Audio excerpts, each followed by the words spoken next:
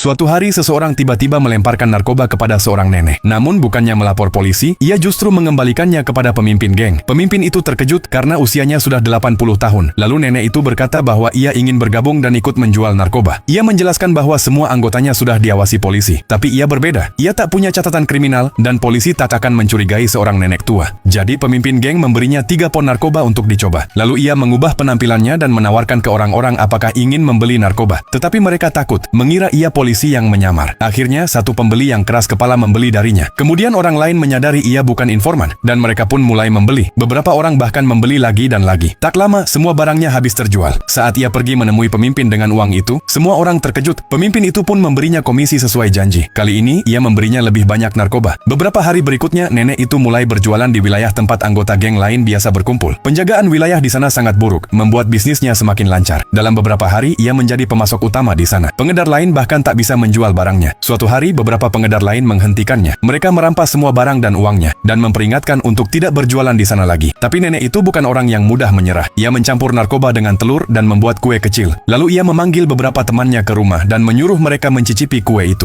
Semua menyukai rasanya karena kue itu mengandung narkoba. Ia pun mulai menjual kue tersebut. Dalam satu pagi saja semua kuenya habis terjual. Ia menemui pemimpin dengan membawa uang lagi. Dalam minggu ini saja ia sudah datang 3 kali. Penjualannya mengalahkan hasil orang lain selama setahun. Kini nenek itu meminta komisi 30%. Pemimpin geng menolak, namun nenek itu berkata jika tak disetujui, ia akan membeli dari pemasok lain. Pemimpin tak punya pilihan selain setuju. Kini karena narkoba dalam kue itu, orang-orang mulai kecanduan dan lebih banyak pelanggan datang. Kali ini ia menjual semuanya dalam 2 hari. Pemimpin geng pun memberinya lebih banyak lagi. Sekarang nenek itu sadar ia tidak bisa melakukannya sendirian. Ia pun memanggil pengedar yang dulu merampoknya. Awalnya mereka tak menganggapnya serius, tapi saat mereka mencicipi kue di meja, mereka menyadari itu hanya tepung biasa. Nenek itu menawarkan kerjasama untuk membantu mendistribusikan kue-kue berisi narkoba dan menjanjikan komisi 15%. Dan akhirnya mereka pun setuju. Setelah itu orang-orang mulai berdatangan ke rumah nenek itu untuk membeli kue. Ia juga mengajak beberapa teman wanitanya untuk membantunya membuat kue. Dan sejak saat itu nenek itu pun mulai menghasilkan uang besar dari kue-kue tersebut.